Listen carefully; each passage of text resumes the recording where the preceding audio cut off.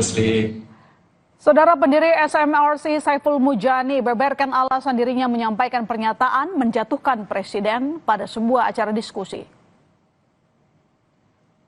Menurut Mujani, maksud pernyataannya menjatuhkan Presiden Prabowo disimpulkan setelah mengumpulkan sejumlah fakta-fakta pelanggaran Sumpah Presiden, seperti upaya mengembalikan Undang-Undang Dasar ke versi lama agar pemilihan presiden dilakukan lewat MPR, kemudian membuat kebijakan dengan pihak luar tanpa persetujuan DPR, serta melibatkan anggota TNI aktif di ranah sipil.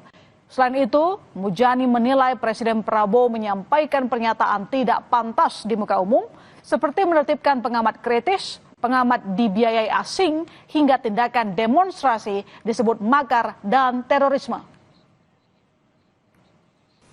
Presiden Prabowo harus diturunkan karena satu, mengancam konstitusi, mengancam demokrasi, tadi kan ingin kembali ke Undang-Undang Dasar 45, ingin kembali ke MPR dan seterusnya. Dan kita tahu kalau kembali ke sana tidak ada pemilihan presiden langsung, tidak ada pembatasan masa jabatan presiden, dan presiden dipilih secara tidak demokratis. Kebijakan yang mempekerjakan TNI aktif di wilayah sipil, kerjasama luar negeri tanpa melibatkan DPR, terus mengancam fiskal. Sepertinya ekonomi kita bisa lumayan lah. Yang merusak itu fiskalnya. Yang rusak itu fiskalnya. Berarti yang merusak ini orang ini gitu. Kemudian membuat pernyataan-pernyataan yang tidak presidensial, yang itu tidak pantas. Yang saya sebut tadi seperti menertibkan pengamat kritis, pengamat dibiayai asing, terus para demonstran dianggap makar dan dianggap teroris, kira-kira begitu.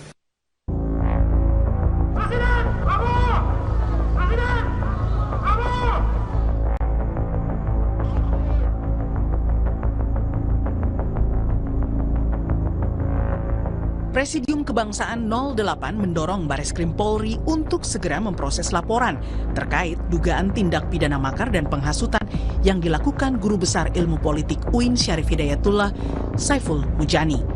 Pendukung Presiden Prabowo itu menilai pernyataan yang disampaikan Saiful bersama Islah Bahrawi merupakan bentuk hasutan dan membuat kegaduhan di masyarakat. Menurutnya, ajakan untuk menurunkan Presiden Prabowo Subianto bukan lagi bentuk kebebasan berpendapat dalam berdemokrasi. Saiful Mujani dan Islah Bahrawi, ya. Karena saya perhatikan bukan mereka menyadari apa yang mereka lakukan itu salah, tapi justru mereka membangun alibi seolah-olah ini adalah hak demokrasi. Demokrasi kita akui kebebasan berpendapat di muka umum, lisan maupun tulisan itu dilindungi. Tapi mana yang namanya demokrasi? Di sisi lain, dosen ilmu hukum STHI Jentera Asfinawati menilai apa yang dilakukan sejumlah pihak melaporkan Saiful Mujani dan beberapa pengamat lainnya adalah bentuk judicial harassment, di mana pemerintah atau pihak kuat menyalahgunakan proses hukum untuk mengintimidasi, membungkam, dan menghentikan kritik masyarakat. Ada namanya judicial harassment, dan ini bukan kata-kata saya, itu ada di literatur. Intinya adalah menimbulkan kekhawatiran, kemudian memberikan pesan bahwa kalau kamu begini, kamu akan dibegitukan. Itu kan punya efek-efek sosial. Ketika seorang guru besar seperti Pak Saiful tadi dikatakan, dia kan guru besar begini. Kan kita bisa lihat bahwa di konstitusi nggak ada yang namanya guru besar atau enggak. Tapi orang yang punya kekuasaan. Jadi kalau dia di DPR, dia adalah pemerintah, mau dia guru besar kek atau dia nggak guru besar, dia punya kekuasaan. Rakyat, meskipun dia kaya atau dia guru besar, dia tidak punya kekuasaan seperti pemerintah dan DPR. Dalam klarifikasinya, Saiful Mujani tegaskan, ucapannya mengajak menjatuhkan Presiden Prabowo bukan sebuah ajakan makar, melainkan kritik sebagai bagian dari kebebasan berpendapat demi menyelamatkan rakyat. Tim Liputan, Kompas TV. Ya, lalu benarkah pelaporan Saiful Mujani dan beberapa pengamat ke polisi menjadi pintu masuk meredam suara masyarakat yang kritis terhadap pemerintah? Kita bahas bersama Ketua YLBHI Muhammad Isnur dan Ketua Umum Gerakan Cinta Prabowo dan Presidium 08 Kurniawan. Selamat sore Mas Isnur, selamat sore Mas Kurniawan. Selamat sore. Baik, saya ke Mas Kurniawan dulu kalau begitu.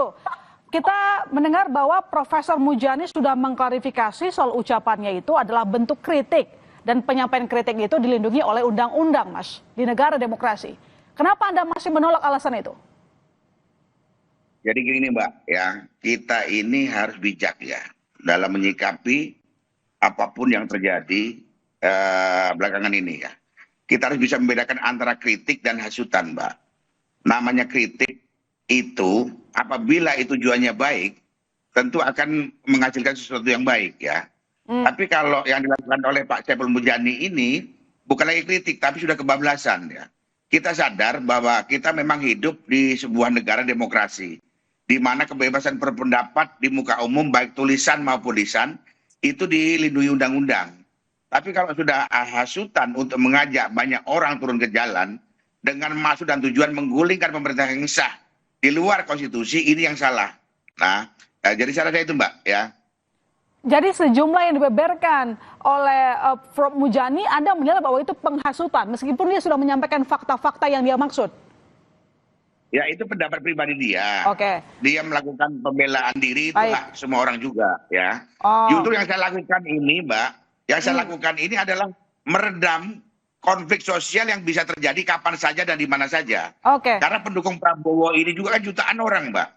Dengan saya melaporkan itu paling tidak bisa memfilter supaya pendukung Prabowo tenang bahwa kita adalah rakyat Indonesia yang patuh hukum dan kita salurkan juga lewat lembaga hukum. Makanya kita melaporkan ke kepolisian. Oke, baik. Saya coba ke Mas Isnur. Mohon ditanggapi, Mas. Ini disampaikan oleh Mas Kurniawan barusan bahwa apa yang disampaikan oleh Prof. Mujani merupakan bentuk penghasutan.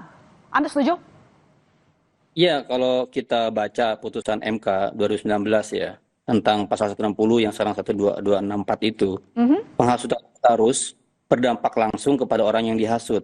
Jadi harus material dulu, nggak bisa hanya ucapan terus dianggap penghasutan. Jadi di sini kepolisian harus berhati-hati dalam menerapkan pasal-pasal yang diadukan. Karena sudah banyak hukum yang menafsirkan apa itu penghasutan secara resmi.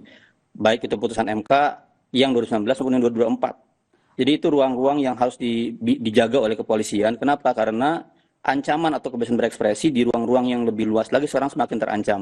Penilaian bahwa hal seperti ini adalah bagian dari penghasutan harusnya di cover biasa aja.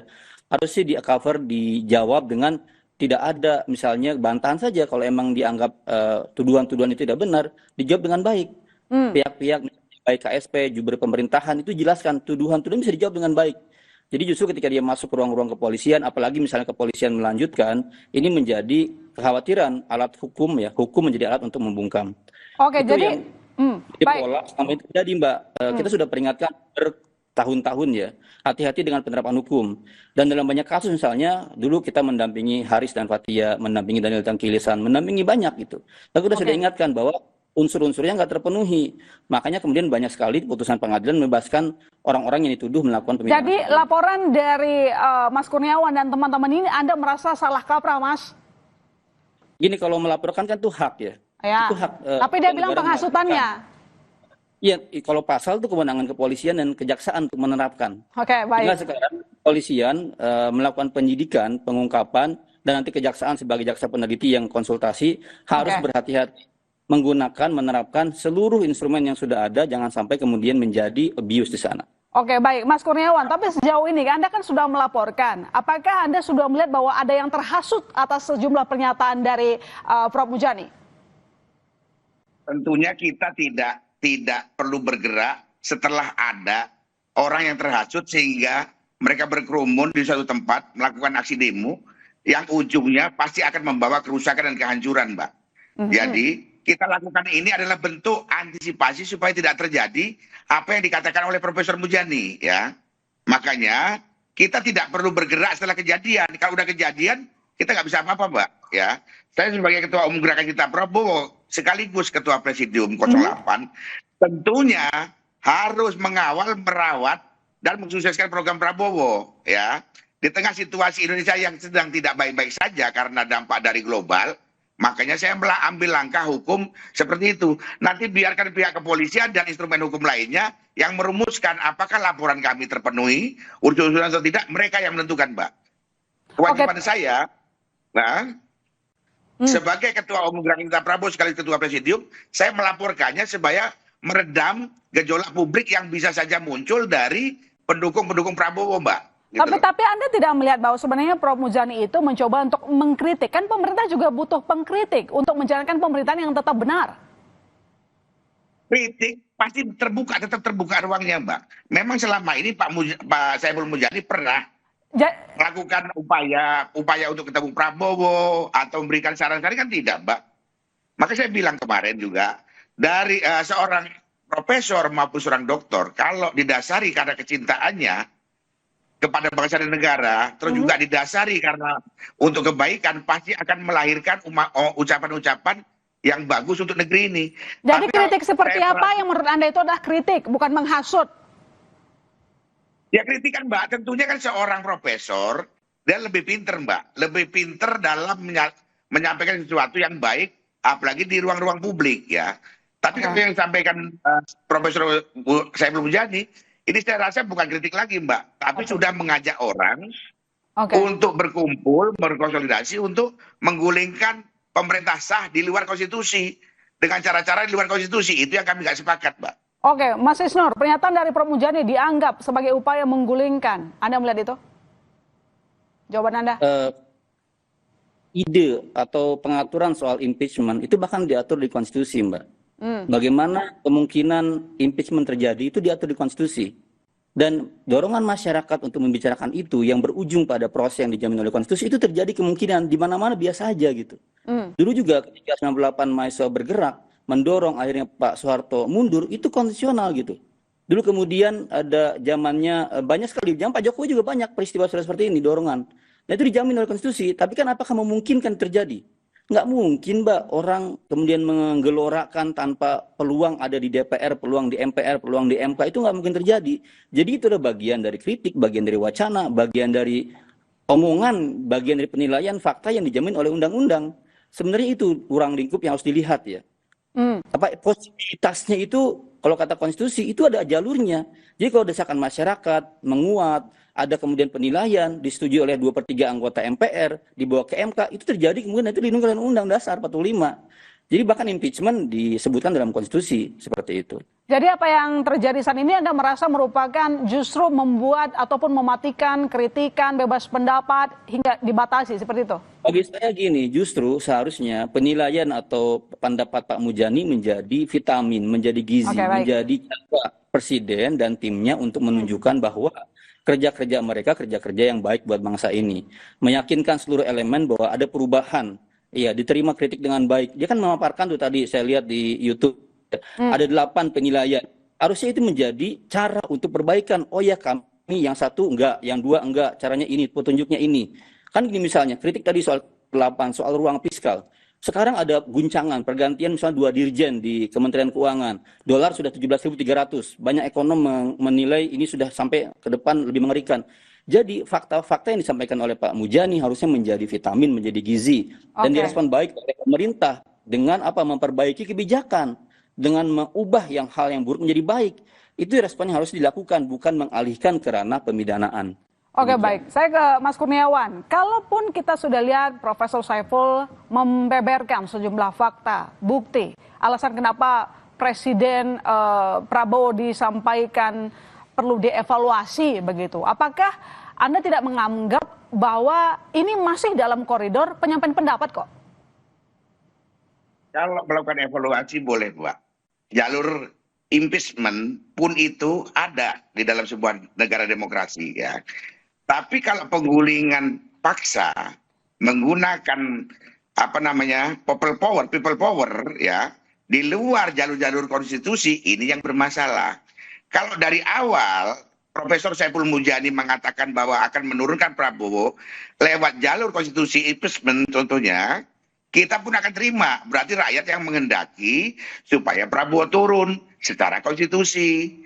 Tapi kalau yang disampaikan oleh Profesor Mujani kan di luar jalur itu.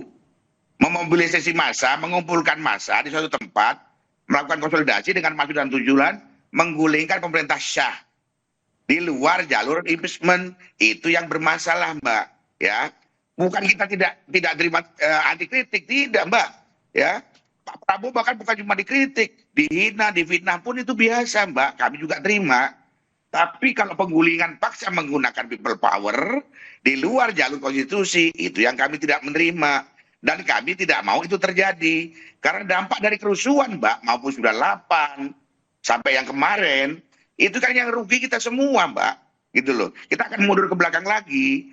Kalau jalur-jalur konstitusi kita terima, ya.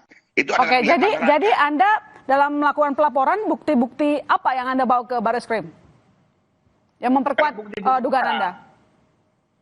Bukti-bukti sudah kita lengkapi, Mbak. Bukti-bukti sudah saya lengkapi, tidak bisa saya sampaikan di sini, karena ini adalah milik kami yang kita berikan kepada penyidik. Ya. Kami kemarin pun datang ke Barreskrim, itu sama.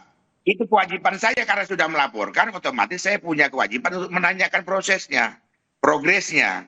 Tidak ada intimidasi ataupun intervensi dari siapapun, ya. Biarkan pihak Polri yang bekerja secara independen, profesional. Saya rasa begitu, Mbak. Oke, baik. Saya ke Mas Isnur.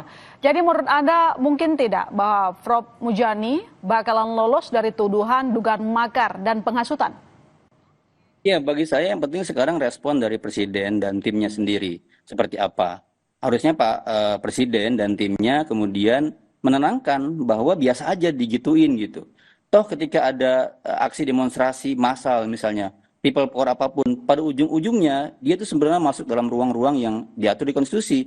Karena nggak mungkin mau 1 juta orang demonstrasi, itu nggak mungkin terjadi, Presiden kemudian berhenti. Harus melalui mekanisme, baik dia mengundurkan diri maupun melalui persidangan di DPR MPR. Oke, baik. Orang berdemonstrasi sekian banyaknya, pada akhirnya masuk ke ruang-ruang konstitusional, nggak mungkin terjadi. Emang mau apa? Kekuasaan itu punya cara, punya alat, punya tentara, punya polisi, punya pengadilan, punya DPR, MPR. Itu cara-caranya akhirnya digunakan secara hukum, secara konstitusional. Nggak mungkin itu terjadi gitu. Sekalipun 158. Pada akhirnya kan Soeharto yang mengundurkan diri. Zaman-zamannya Gus Dur waktu itu ada banyak demo, tapi Gus Dur yang kemudian DPR yang menghentikan. Itu kan cara-caranya ini diatur oleh konstitusi. Jadi biasa aja orang berdemonstrasi, orang kemudian menyuarakan pendapat, pada akhirnya ruang-ruang konstitusional. Baik, terima kasih Mas Isnur, terima kasih Mas Kurniawan telah bergabung di Kompas Petang. Selamat petang sekali lagi, Bapak-Bapak. Ya, selamat petang, Mbak. Terima kasih. Saudara, sorotan berikutnya di Kompas Petang, utusan Presiden Trump, Paolo Zampoli, mengusulkan ke FIFA agar kepesertaan Iran di Piala Dunia digantikan Italia. Kami segera kembali.